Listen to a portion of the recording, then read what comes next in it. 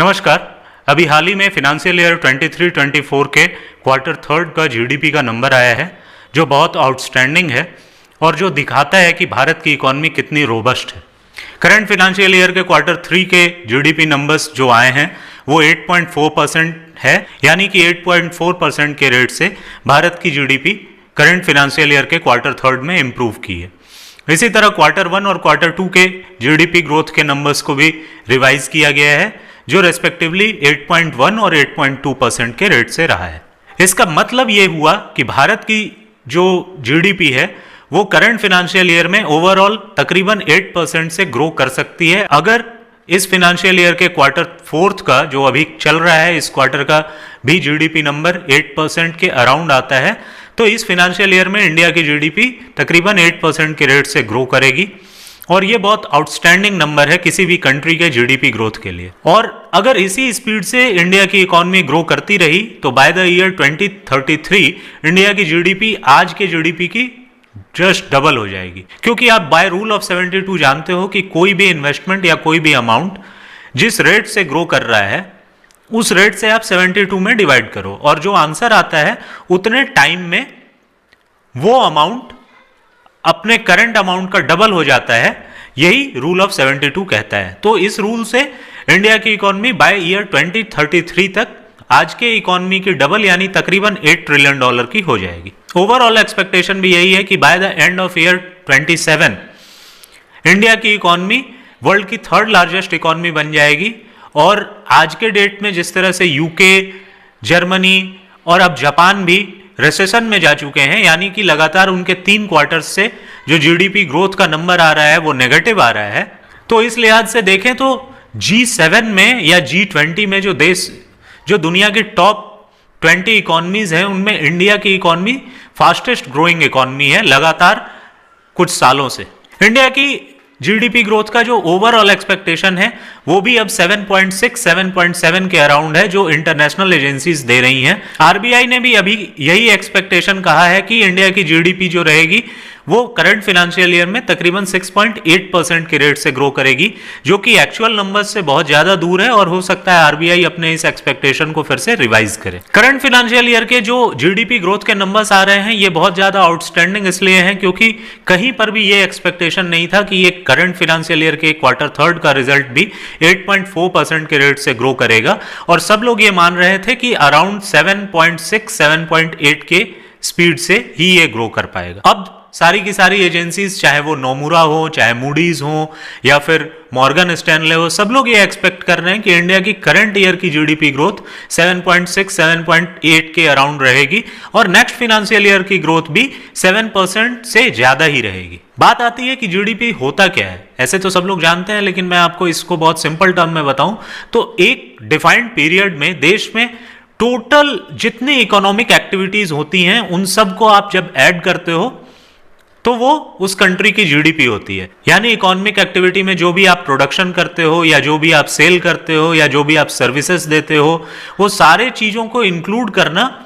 और उसका total value ही उस कंट्री की जीडीपी ग्रॉस डोमेस्टिक प्रोडक्ट कहलाती है। अब इंडिया की जो ये रोबस्ट इकॉनमी है और इतना जबरदस्त जीडीपी ग्रोथ आया है तो ऑब्वियस सी बात है कि बहुत सारे लोग जो इसको डाइजेस्ट नहीं कर पाते हैं, जो इंडिया की ग्रोथ को डाइजेस्ट नहीं कर पाते हैं, वो बहुत तरह के इस पे सवाल उठा रहे हैं। इन सवाल उठाने वालों में सिर्फ बाहर के लोग ही नहीं हैं, देश के इंप्रूवमेंट से जलने वाले दूसरे देश के ही लोग नहीं है, दूसरे देश की ही एजेंसीज नहीं है। अपने देश में भी एक ऐसा वर्ग है जो भारत के ग्रोथ से और भारत के इंप्रूवमेंट से बहुत परेशान रहता है। वजह वही है कि आदरणीय प्रधानमंत्री उनको पसंद नहीं है, आदरणीय प्रधानमंत्री की पार्टी पसंद नहीं है, इसलिए वो लोग देश के भी खिलाफ चले जाते हैं। इंडिया स्टोरी के ग्रोथ पे जब हम लोग बात करते हैं तो इसमें बहुत सारे फैक्टर्स हैं। इंडिया का एफडीआई लगातार बढ़ता जा रहा है, स्टॉक मार्केट लगातार ऊपर जा रहा है और ये स्टॉक मार्केट जो ऊपर जा रहा है ये बेसिकली आउटसाइडर्स की वजह से नहीं बल्कि डोमेस्टिक इन्फ्लोज की वजह से लगातार ऊपर जा रहा है और इंडियन इन्वेस्टर्स अब इसमें ज्यादा से ज्यादा इन्वेस्ट कर रहे हैं। इसी के साथ फॉरेन डायरेक्ट इन्वेस्टमेंट भी भारत में आ रहा है और भारत का विदेशी मुद्रा भंडार लगातार बढ़ता जा रहा है। भारत का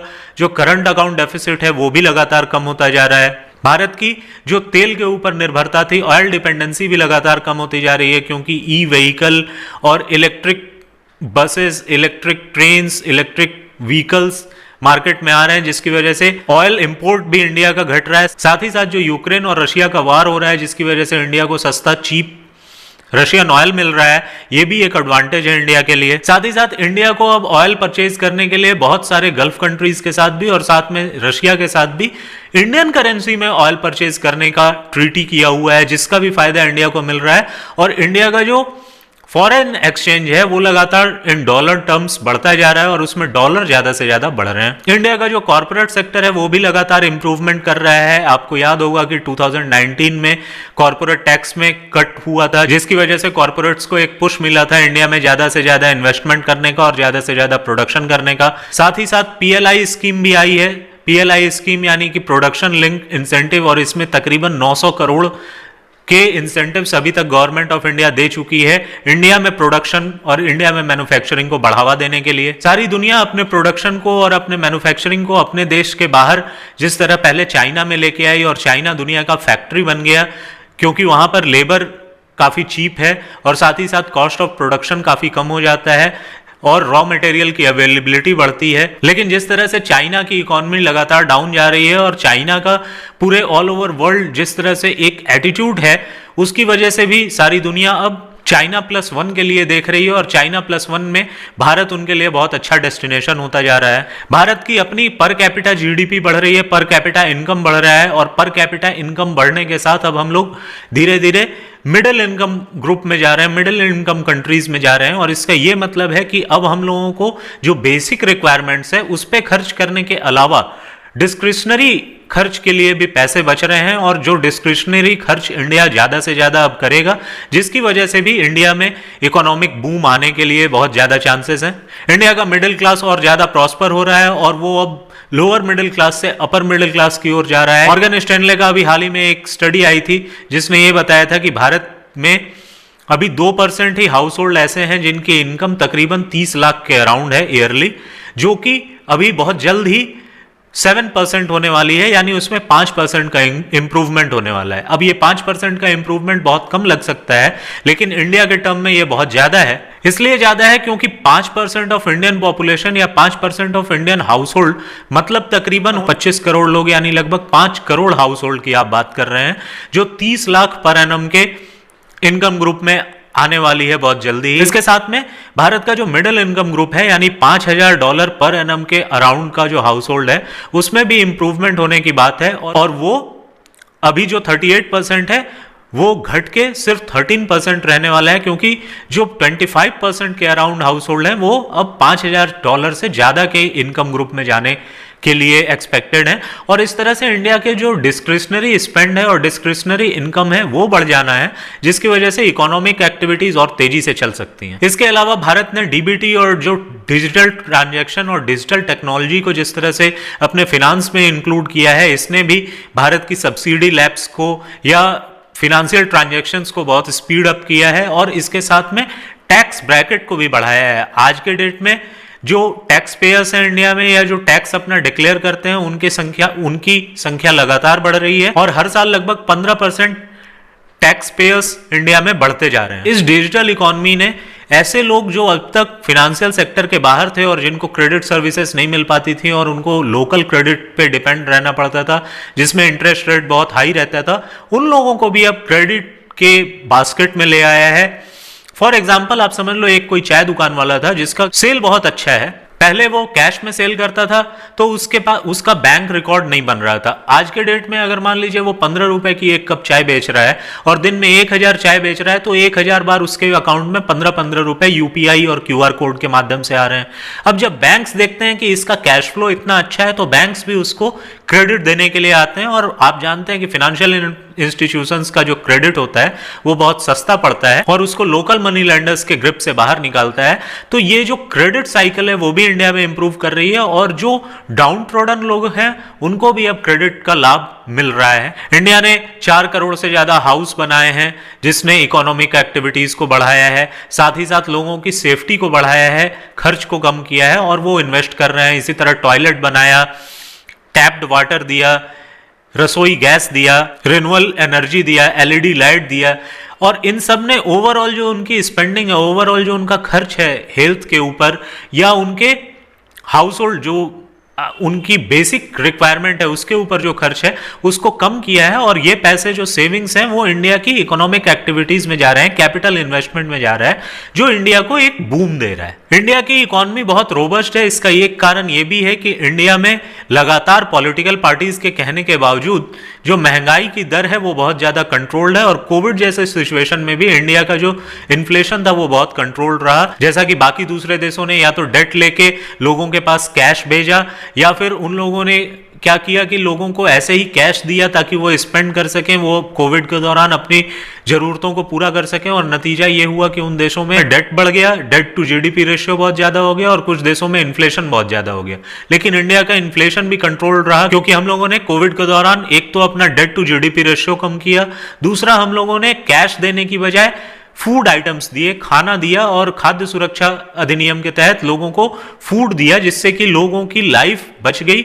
और उन लोगों को थोड़ा सा कैश दिया, और उस कैश ने इन्फ्लेशन को कंट्रोल में ही रखा। उसके बाद इंडिया में स्ट्रक्चरल रिफॉर्म्स जैसे कि रेरा, जीएसटी, फास्टैग, इन सब ने इंडिया की इकोनॉमिक एक्टिविटीज को बहुत तेज किया है। अब लोग घर लेने के बाद, घर के लिए पेमेंट करने के बाद बहुत ज्यादा फंसते नहीं है, और उनके या तो पैसे वापस मिल जाते हैं, या उनकी जो उन्होंने फ्लैट बुक किया है वो उनको मिल जाता है।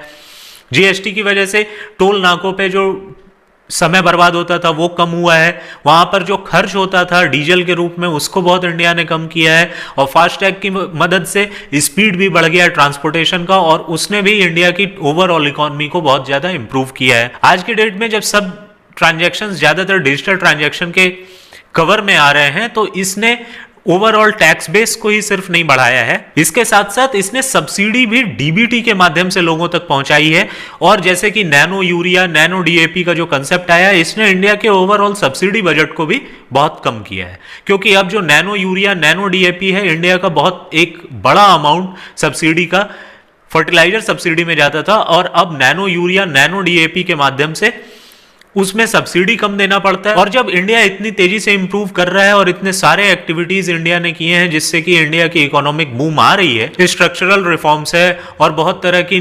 जो पॉलिसी रिलेटेड रिफॉर्म्स हैं वो इंडिया ने किए हैं, और इंडिया का जब ग्रोथ अब आ रहा है तो बहुत सारे लोग इसको पचा नहीं पा रहे हैं, देश की बाहर की शक्तियां नहीं पचा पा रही हैं। समझ में आता है देश में भी कुछ लोग पॉलिटिकल रीजन से इसको नहीं पचा पा रहे हैं, और इसलिए इस तरह के इंप्रूवमेंट्स को वो देख नहीं पा रहे हैं, और इसको शायद देख के भी अनदेखा कर रहे हैं। और जो वो जीडीपी ग्रोथ के ऊपर सवाल उठा रहे हैं वो बेसिकली 3 पॉइंट्स पर उठा रहे हैं। इसमें पहला पॉइंट ये है कि जो जीडीपी की ग्रोथ है वो ज्यादा दिखाई दे रही है, लेकिन जो ग्रॉस वैल्यू एडेड है, जीवीए एक होता है।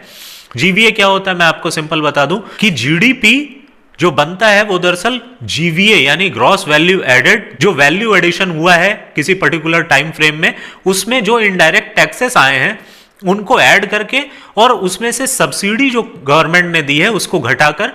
जीडीपी निकलता है। तो इन लोगों का मेन क्लेम यह है कि देश का जो जीवीए है वो थर्ड क्वार्टर में 6.5% था, लेकिन जीडीपी 8.4% दिखाया जा रहा है। तो उन लोगों का मेन ब्लेम यह है कि जो जीडीपी है उसमें दरअसल जीवीए को और इनडायरेक्ट टैक्सेस को तो जोड़ा गया है, लेकिन सब्सिडी को लेस नहीं किया गया है, और गवर्नमेंट ने सब्सिडी का अपना बिल कम किया है, सब्सिडी दिया कम है, इसकी वजह से जीडीपी बढ़ा हुआ दिख रहा है। दूसरा उनका ब्लेम यह है कि एग्रीकल्चर का जो इंप्रूवमेंट है, एग्रीकल्चर का जो इंक्रीज है वो दरअसल नेगेटिव है और वो -0.8% है। और उनका तीसरा जो क्लेम है वो दरअसल ये है, इंडिया के ओवरऑल जो कंजम्पशन है, यानी कि लोगों के पास पैसे कम है इसलिए लोग कंजम्पशन कम कर रहे हैं, और उनका ये कहना है कि इंडिया की जो जीडीपी अभी आई है इसमें इन्वेस्टमेंट का पार्ट बड़ा है, प्राइवेट स्पेंडिंग कम है और गवर्नमेंट स्पेंडिंग ज्यादा है, और जो इन्वेस्टमेंट है वो 12.2% के रेट से बढ़ा है, जबकि कंजम्पशन सिर्फ 3.4% के रेट से बढ़ा है। तो बेसिकली ये 3 पॉइंट्स पर इंडिया के इस जीडीपी ग्रोथ को ये लोग आलोचना कर रहे हैं। अब जैसा मैंने आपको बताया कि जीडीपी का जो नंबर आता है वो जीवीए में इनडायरेक्ट टैक्सेस को जोड़ना और सब्सिडी को घटाना है, उसके बाद आता है। तो ऑब्वियस सी बात है, इंडियन गवर्नमेंट ने, जो मैं आपको डिजिटल ट्रांजैक्शन की बात कर रहा था और डिजिटल इंप्रूवमेंट की बात कर रहा था, तो डिजिटलाइजेशन की वजह से इंडिया का जो सब्सिडी बिल है वो निश्चित तौर पर कम हुआ है। दूसरा उसमें यह है कि उसका जो लीकेज था सब्सिडी का उसको कम किया गया है, जिसकी वजह से डीबीटी के माध्यम से अब जो पर्टिकुलर व्यक्ति है, जो बेनिफिशियरी है, उसके पास सब्सिडी पहुंच रहा है, और इसकी वजह से सब्सिडी इंडिया का कम है, इसलिए लगातार कम हो रहा है सब्सिडी बिल की वजह से जीडीपी इंप्रूव कर रहा है। तो ये जो सब्सिडी वाला वाला पार्ट है, इस पे बहुत ज्यादा बहस नहीं हो सकती है। सिंपल सी बात है, गवर्नमेंट ऑफ इंडिया का सब्सिडी बिल कम हो रहा है, इसलिए जीवीए और जीडीपी में डिफरेंस आ रहा है। इसके साथ साथ अभी जीवीए का भी रिवीजन होना बाकी है और एनएसओ और आरबीआई ने भी ये कहा है कि जीवीए का भी रिवीजन होगा और जो अभी 6.5% है वो बढ़कर 7% के अराउंड जा सकता है। और जीवीए के इंप्रूवमेंट के लिए जो मेन दो रीजन है, उसमें पहला तो ये है कि बेस चूंकि जीवीए का कम था, इसकी वजह से उसका इंप्रूवमेंट भी कम दिख रहा था, जो कि अब बेस बढ़ गया है, तो बेस बढ़ने की वजह से इंप्रूवमेंट ज्यादा बढ़ेगा। और दूसरा मैन्युफैक्चरिंग का जो डेटा है उसके भी इंप्रूवमेंट की बात कही जा रही है, जिसके वजह से जीवीए कहीं ना कहीं 7 के अराउंड चला जाएगा और ये जो जीडीपी और जीवीए का डिफरेंस है ये थोड़ा कम होगा। इसके साथ साथ आपको जीवीए के रिलेशन में एक और मैं बहुत इंपॉर्टेंट बात बताऊं कि जीवीए और जीडीपी हमेशा कोरिलेटेड रहे, ऐसा जरूरी नहीं है। फिनेंशियल ईयर 2021 जो कोविड ईयर था, उसमें इंडिया की जीडीपी ने नेगेटिव ग्रोथ किया था 5.4%, लेकिन उस टाइम जीवीए जो इंडिया का था वो 4% से ज्यादा बढ़ा था। इंडिया का जो जीडीपी था उस फाइनेंशियल ईयर में वो -5.4% के रेट से इंप्रूव किया था, लेकिन जो जीवीए था वो 4.2% के रेट से इंप्रूव किया था। तो जीवीए पॉजिटिव में था जबकि जीडीपी नेगेटिव में था। तो ऐसा बहुत सारा सिचुएशन होता है जिसमें कि जीवीए और जीडीपी में कोरिलेशन नहीं होता है, इसलिए जीवीए और जीडीपी का जो ये तर्क लाया जा रहा है और इंडिया के जीडीपी को इंप्रूवमेंट को झुठलाने के लिए ये बहुत ज्यादा स्टैंड नहीं करता है। अब दूसरी बात आती है एग्रीकल्चर के इंप्रूवमेंट की। तो ऑब्वियस सी बात है कि एग्रीकल्चर इंडिया का जो है वो 70% पॉपुलेशन को सर्व करता है और एग्रीकल्चर पे चिंता होनी वाजिब है। लेकिन आप ये भी जानते हैं कि इंडिया का जो एग्रीकल्चर है वो बेसिकली मानसून बेस्ड है और लगातार 2 सालों से चूंकि मानसून अच्छा नहीं रह रहा है, इसलिए एग्रीकल्चर में नेगेटिव इंप्रूवमेंट आया है। हालांकि ये भी है कि इंडिया का जो एग्रीकल्चर का ओवरऑल बेस है वो इतना बड़ा है कि उसमें जो नेगेटिव हुआ है वो बहुत कम होने पर भी परसेंटेज में बहुत ज्यादा दिखता है। लेकिन आप इसको छोड़ भी दें तो ऑब्वियसली इंडिया का जो एग्रीकल्चर ग्रोथ है वो नेगेटिव हुआ है और ये चिंता की बात है। लेकिन इसके लिए गवर्नमेंट को जो करना चाहिए एग्रीकल्चर के बढ़ाने के लिए और उसके पानी की व्यवस्था करने के लिए, गवर्नमेंट सिंचाई की व्यवस्था करने के लिए, उसके लिए गवर्नमेंट ऑलरेडी प्रयास कर रही है। लेकिन एग्रीकल्चर बहुत ज्यादा मानसून पर डिपेंडेंट है और अगर इस कैलेंडर ईयर में अगर मानसून अच्छा रहता है तो फिर से एग्रीकल्चर का ग्रोथ बेहतर हो जाएगा। और इनका जो तीसरा तर्क है वो ये है कि इंडिया के इन्वेस्टमेंट ज्यादा हो रहा है। इन्वेस्टमेंट स्टोरी तो अच्छा चल रहा है लेकिन कंजम्पशन नहीं चल रहा है, लोगों के पास पैसे नहीं है कंज्यूम करने के लिए। आप इसमें एक डिफरेंस जो देखेंगे वो ये है कि जो मैंने आपको शुरू में डिस्क्रिशनरी स्पेंड की बात की, अब इंडिया का जो पर कैपिटा इनकम बढ़ा है, इसलिए इंडिया का जो डिस्क्रिशनरी स्पेंडिंग है वो बढ़ गया है। आप होटल्स में, टूरिज्म में, इस पे आप स्पेंड ज्यादा देखेंगे। लोग अब कम एज से कमाने लगे हैं और अच्छा पैसा कमाने लगे हैं, लेकिन उनके लिए अपना घर लेना उतना ज्यादा इंपॉर्टेंट नहीं है, अपनी गाड़ियां वो ज्यादा ले रहे हैं। और ऑब्वियसली आप देख रहे हैं ऑटो सेल्स नंबर लगातार बढ़ रहे हैं। इलेक्ट्रॉनिक कंजम्पशन, इंडिया का इलेक्ट्रॉनिक्स का कंजम्पशन, मोबाइल फोन्स, टैबलेट्स, इस तरह की चीजों में इंप्रूवमेंट हो रहा है। लोग घूमने में, अपना टूरिज्म पे खर्च कर रहे हैं। तो इंडिया का जो कंजम्पशन है वो बेसिकली जो कंजम्पशन बास्केट है अब उसको चेंज करने की बात की जा रही है। और जो कंजम्पशन का डेटा आता है उसमें इन सब चीजों को इंक्लूड करने की बात की जा रही है, जिसमें इंप्रूवमेंट ज्यादा है बजाय कि रेगुलर जो गुड्स के कंजम्पशन है। जैसे मान लीजिए आप एग्जाम्पल के तौर पे पिछले 10 सालों में हिंदुस्तान यूनिलीवर का जो रेवेन्यू ग्रोथ है वो लगातार 8% के अराउंड बना हुआ है। यानी कि लोगों का जो कंजम्पशन है हिंदुस्तान यूनिलीवर के जो डेली यूज के प्रोडक्ट्स हैं उनको कम कर रहे हैं लोग, लेकिन होटल्स पे, टूरिज्म पे लोग ज्यादा खर्च कर रहे हैं। पीवीआर या फिर जो वंडरला, इस तरह की कंपनियां हैं जिनके पास अम्यूजमेंट पार्क्स हैं और इन सब चीजों पे लोग ज्यादा खर्च कर रहे हैं। तो इसलिए कंजम्पशन स्टोरी नहीं चेंज हुई है, दरअसल लोगों का कंजम्पशन का टेस्ट बदल गया है। इसके वजह से ये कंजम्पशन स्टोरी की बात लाई जा रही है। और मेन बात यह है कि बहुत सारे लोग इंडिया स्टोरी को पचा नहीं पा रहे हैं, इसलिए लोग इस तरह के तर्क ला रहे हैं और इंडिया का जो जीडीपी ग्रोथ आ रहा है इसको झुठलाने की कोशिश कर रहे हैं। ओवरऑल यही है कि हमेशा जीडीपी के ग्रोथ में कोई एक या दो सेक्टर ही अच्छा काम करते हैं, बाकी सेक्टर्स पीछे ही रहते हैं। ऐसा बहुत रेयर ही होता है कि सारे के सारे सेक्टर्स एक साथ इंप्रूव करें। इसलिए इस तर्क में बहुत ज्यादा कुछ बचता नहीं है कि एग्रीकल्चर नहीं इंप्रूव कर रहा है तो कंजम्पशन नहीं इंप्रूव कर रहा है। कभी मैन्युफैक्चरिंग इंप्रूव करेगा, कभी माइनिंग इंप्रूव करेगा, कभी ये दोनों पीछे चलेंगे, कंजम्पशन ज्यादा चलेगा। ओवरऑल आपको नंबर पे ध्यान देना होगा और ओवरऑल नंबर इंडिया का 8% के अराउंड है, जो बहुत रोबस्ट और बहुत अच्छा है। बहुत सारे ऐसे रीजंस होते हैं जो आपको आपके कंट्रोल में नहीं होते हैं, जैसे कि एग्रीकल्चर में अगर डी ग्रेड है तो एग्रीकल्चर का जो इम्प्रूवमेंट है वो आपके हाथ में नहीं है। ओवरऑल इंडिया का एग्रीकल्चर बहुत ज़्यादा मानसून पर डिपेंडेंट है, इसलिए एग्रीकल्चर के डी ग्रोथ को आप ये कह सकते हैं कि एग्रीकल्चर का डी ग्रोथ हमारे हाथ में नहीं है। तो इसीलिए ओवरऑल आपको पिक्चर देखने की जरूरत है। कोई एक सेक्टर अच्छा कर रहा है, कोई दूसरा सेक्टर खराब कर रहा है, दूसरा सेक्टर जो खराब कर रहा है उस पर बहुत ज़्यादा, क्योंकि हमेशा यही होता है कि कोई एक दो सेक्टर परफॉर्म करते हैं और बाकी के नहीं करते हैं। ओवरऑल नंबर्स जो 8% के अराउंड आ रहे हैं वो बहुत अच्छे हैं और बहुत एनकरेजिंग है और इंडिया स्टोरी को बहुत स्ट्रॉन्ग करते हैं। बहुत बहुत धन्यवाद।